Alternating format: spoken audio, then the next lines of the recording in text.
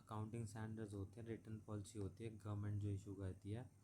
और accounting standards जो होते हैं वो डील करते हैं रिकॉग्निशन से इवेंट ट्रांजैक्शन की जो फाइनेंशियल स्टेटमेंट में आती है, मेजरमेंट ऑफ इन इवेंट और ट्रांजैक्शंस की मेजरमेंट को डील करती है।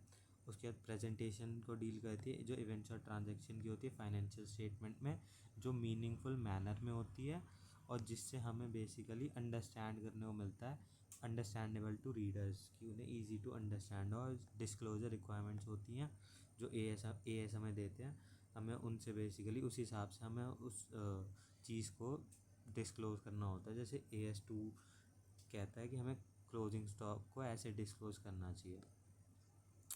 उसके बाद हम वापस इस पे जाएँ तो इसके ऑब्जेक्टिव्स होते हैं कि AS लिखना ज़रूरी है कि अकाउंटिंग स्टैंडर्ड हार्मोनाइज़ करता है डाइवर्स पॉलिसीज़ एंड प्रैक्टिसेस को।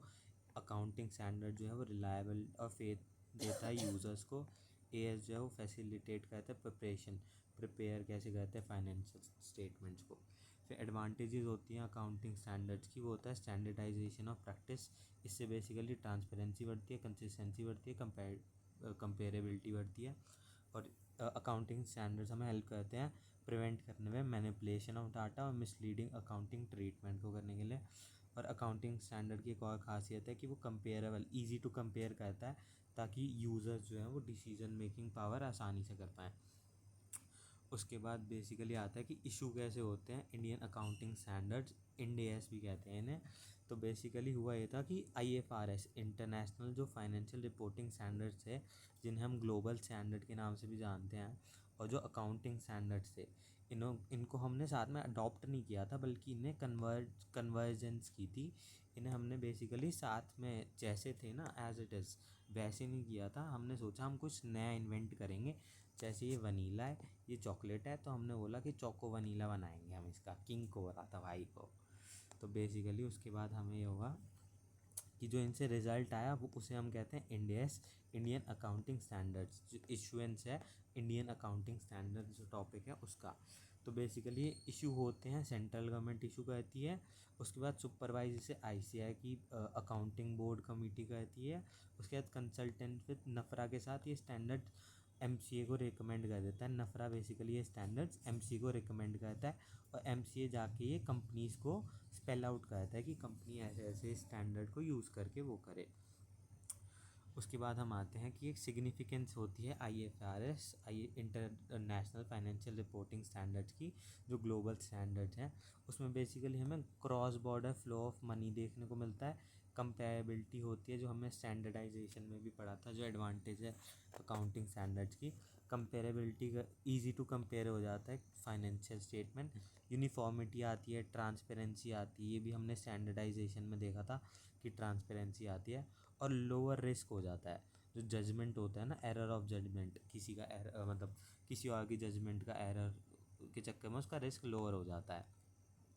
उसके बाद हम आते हैं एक अलग टॉपिक पे जो है कार्व इन कार्व आउट।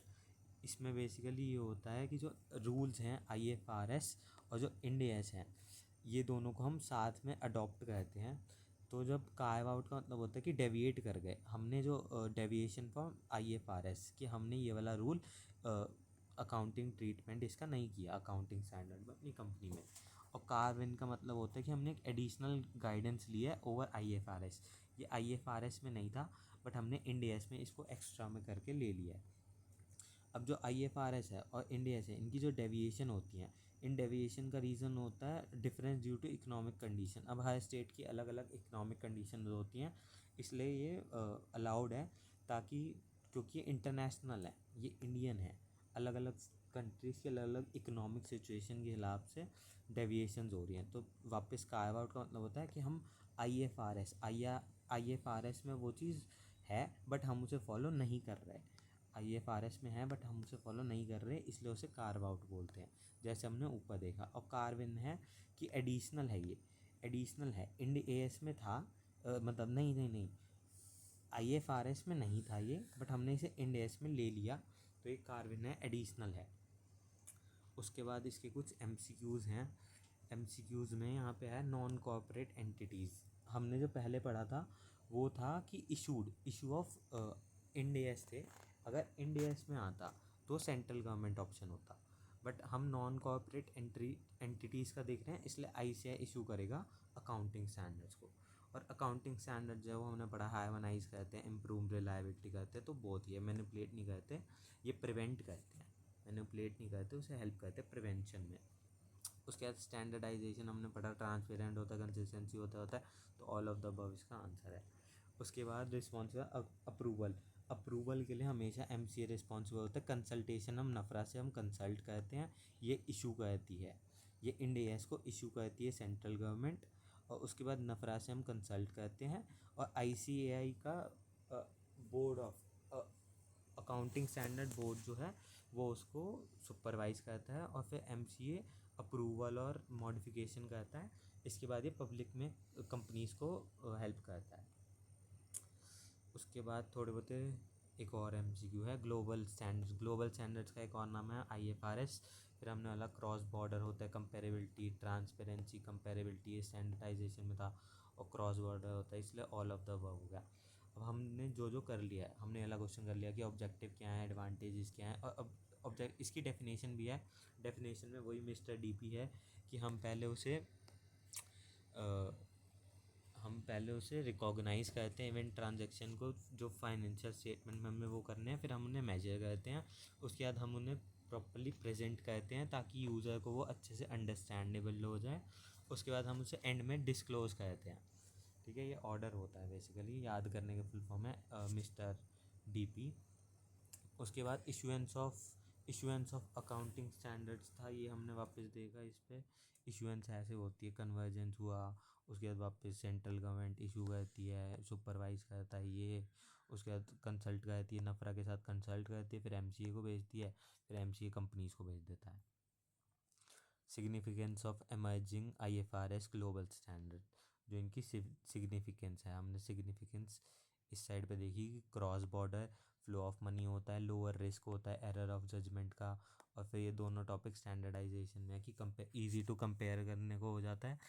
और उसके बाद क्योंकि इंटरनेशनल है ना, अब इंटरनेशनल में सारे सेम फॉलो करेंगे तो ईजी टू कंपेयर होगा, यूनिफॉर्मिटी बनी रहेगी, ट्रांसपेरेंसी रहेगी, कंपेरेबिलिटी रहेगी। और जो क्रॉस बॉर्डर है, अब इंडिया के बाहर से कोई हम कुछ किसी कंपनी का ट्रांजैक्शन कर रहे हैं, तो अब वो इंड-AS तो फॉलो करेगी नहीं, वो करेगी ग्लोबल स्टैंडर्ड्स फॉलो। तो इसके चक्कर में यहाँ पे हमने ग्लोबल स्टैंडर्ड्स को वो कर दिया। फिर हम आते हैं कार्व इन कार्व आउट्स, ये वही है कार्व इन कार्व आउट्स। कार्व आउट मतलब जो हमारे इंडियन IFRS में था, इंटरनेशनल फाइनेंशियल रिपोर्टिंग स्टैंडर्ड्स में, बट हमने उसे फॉलो नहीं किया, उससे हम डेविएट हो गए, उसे हम कार्व आउट बोलते हैं। कार्व इन वो होता है, एडिशनल होता है, ये एडिशनल होता है, ये रिक्वायर्ड नहीं होता, पर हम इसे एडिशनल गाइडेंस की तरह इंड-AS में हम ले लेते हैं, जबकि ये IFRS में नहीं होता। बट हमारी इकोनॉमिक सिचुएशन अलग है, हमें अलग अकाउंटिंग स्टैंडर्ड्स की नीड होती है, तो हम उसको ना फॉलो करके IFRS को फॉलो करके एक एडिशनल गाइडेंस की तरह इंड-AS को वो कर लेते हैं, इक्विप। अब हम फिर चैप्टर 3 देखते हैं। चैप्टर 3 में क्राइटेरिया बता रहा है, क्लासिफिकेशन ऑफ नॉन कंपनी, ये कंपनी की बात नहीं कर रहा, नॉन कंपनी की बात कर रहा है। इसमें लेवल्स होते हैं, सबसे लेवल 1 होता है लार्ज, उसके बाद लेवल 2 होता है मीडियम, स्मॉल, माइक्रो। MSME से भी याद कर सकते हैं इनको, MSM, मीडियम, स्मॉल, माइक्रो। और ये लार्ज, ये अलग होती है।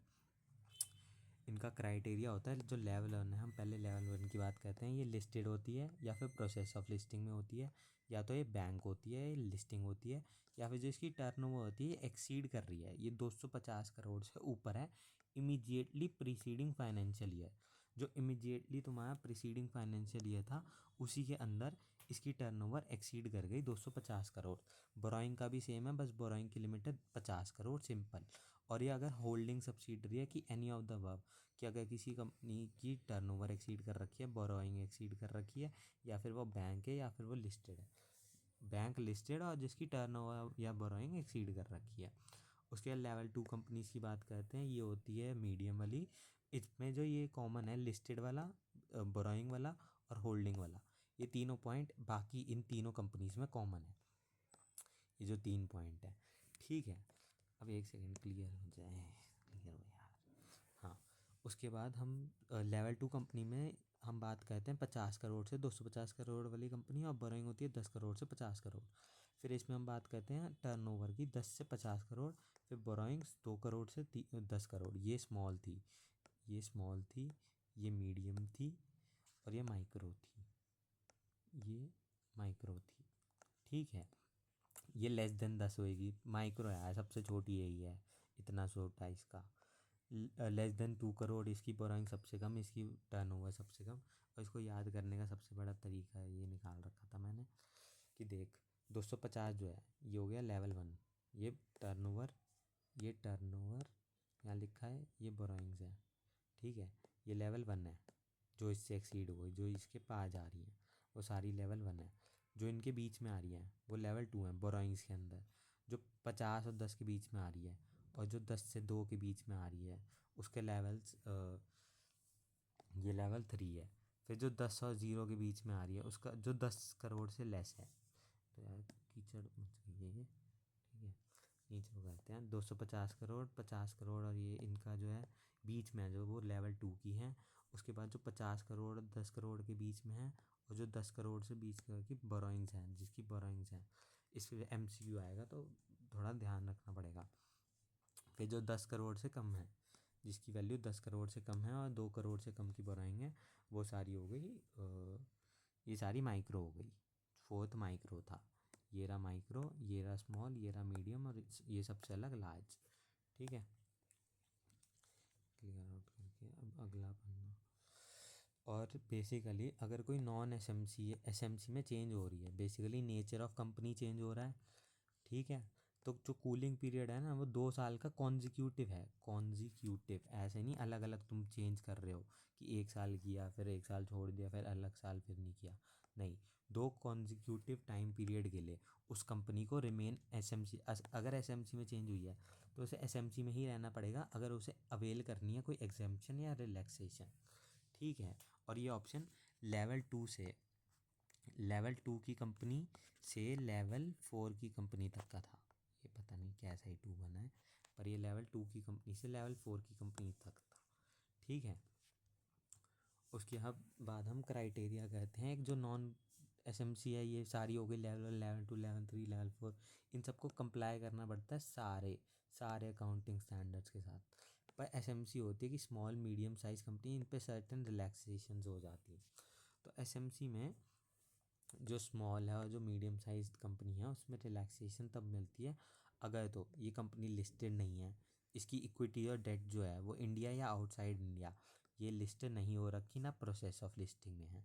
ठीक है, ना तो ये बैंक है, ना फाइनेंशियल इंस्टीट्यूशन है, ना इंश्योरेंस है, और ना इसकी टर्नओवर 250 करोड़ से आगे जा रही इमीडिएटली प्रीसीडिंग फाइनेंशियल ईयर में, ना इसकी बोरोइंग एक्सीड कर रही 50 करोड़ इमीडिएटली फाइनेंशियल ईयर में, और ना ही ये होल्डिंग है नॉन एसएमसी की। नॉन एसएमसी मतलब वही लेवल 1 लेवल 2 लेवल 3 लेवल 4, और नॉन एसएमसी वो हैं जो एसएमसी नहीं है। Satisfy one of the above conditions. पता नहीं कितना ही सही है।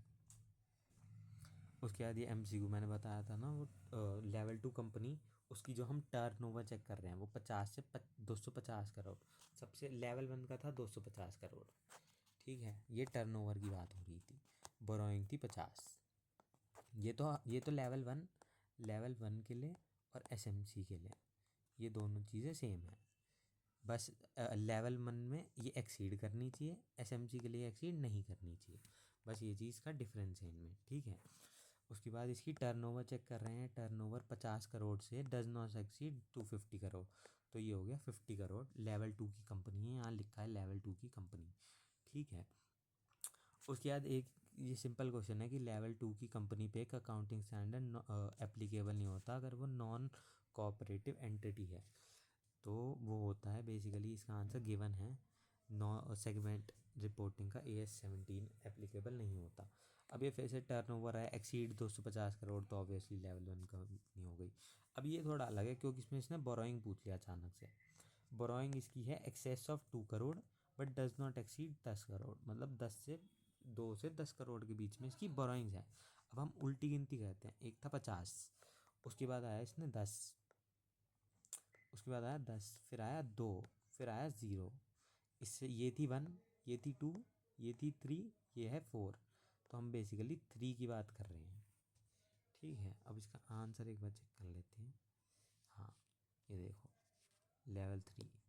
ठीक है, लेवल 3 कंपनी आंसर है। अब एसएमसी ये अलग कंपनी थी, इसके सारा ये लिमिटेड भी नहीं होनी चाहिए, लिस्टेड भी नहीं होनी चाहिए, लिमिटेड गलत बोल दिया। ये ना ही लिस्टेड होनी चाहिए, ना ही ये बैंक होना चाहिए, ना इसकी टर्नओवर एक्सीड करनी चाहिए 250 करोड़ से ऊपर, ना इसकी बोरोइंग एक्सीड करनी चाहिए 50 करोड़ से ऊपर, ना ये होल्डिंग होनी चाहिए, सब्सिडरी होनी चाहिए इनमें से किसी भी नॉन एसएमसी। तो पहले पढ़ते हैं बैंक है, बैंक है तो बस कट गया। Does not exceed 50 crore immediately preceding year, turnover इसकी other does not exceed preceding year. जो इसकी टर्नओवर है वो डज नॉट एक्सीड 500 करोड़। भाई 500 करोड़, ये तो क्वेश्चन तक में नहीं था, ये तो अलग ही, ये इस ऑप्शन को तो ऐसे ही काट दो, ये वाला ऑप्शन भी इसमें कट गया। अब एक बार इन दो ऑप्शंस को हम बीच वाले जो हैं एक बार वापस पढ़ लेते हैं कि इसकी डज नॉट एक्सीड 50 करोड़ है इमीजिएटली प्रीसीडिंग ईयर की, और इसमें डज नॉट एक्सीड वो है टर्नओवर की बात हो रही थी। अगर ये जिसने भी ये सोचा, ये बोरोइंग्स के लिए था, ये बोरोइंग्स के लिए 50 करोड़ था, हमने टर्नओवर की वो करनी है, इसने इसने यहाँ पे टर्नओवर लिखा है तो ये हो गया गलत, ये अलग गलत हो गया, ये अलग गलत हो गया। जब कोई आंसर सही ना बन रहे हो तो ये देखो कि बाकी सारे गलत कौन से हैं, सही कौन सा आंसर है, अपने आप पता चल जाएगा। लेवल 2 लेवल 1 कंपनी का हमने क्राइटेरिया देख लिया, वही लिस्टेड होनी चाहिए, वो कॉमन था। ये लेवल 4 भी है साथ में, अगला क्वेश्चन तो इसको भी साथ में रहता है। लिस्टेड होनी चाहिए, बैंक या फाइनेंशियल इंस्टीट्यूशन होना चाहिए, टर्नओवर जो है वो 250 होनी चाहिए, 50 से एक्स्ट्रा होनी चाहिए लेवल 1 के लिए, 50 से 250 के बीच में होनी चाहिए, ये लिखा भी नहीं जाता इससे, 250 से 50 के बीच में होएगी तो वो लेवल 2 कंपनी हो जाएगी, वो हमने लेवल 2 की बात कर ली। उसके बाद अगर लेवल 4 है तो ये बेसिकली सबसे कम होनी चाहिए, इसकी टर्नओवर एक्सीड ही नहीं करनी चाहिए 50 करोड़। एक सेकेंड, लेवल 4 में था 250 50, उसके बाद हम पीछे से कहाँ जाते हैं, 10 करोड़, बेसिकली इसमें सबसे लोएस्ट होता है 10 करोड़, लिखा क्यों नहीं जाता इसमें, 10 करोड़ गंदा बड़ा हो गया, यहाँ लिखता हूँ 250, उसके बाद 50, फिर 10 10 और 0, ये 4, ये 3, ये 2, ये 1।